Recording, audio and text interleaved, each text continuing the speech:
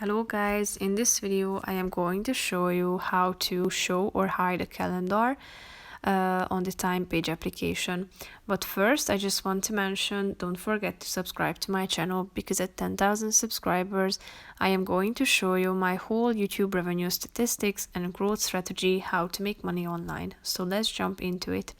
First of all, open the application on your phone, swipe to the left side of the screen. And now you should tap on this icon that you can find at the bottom of the page in the left side corner.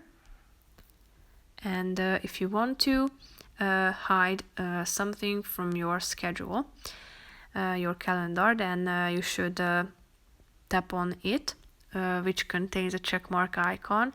So if there is no checkmark icon next to your calendar, it means that it won't be shown on your schedule. So if you go back to your schedule, you can see that all of these kinds of calendars have been removed.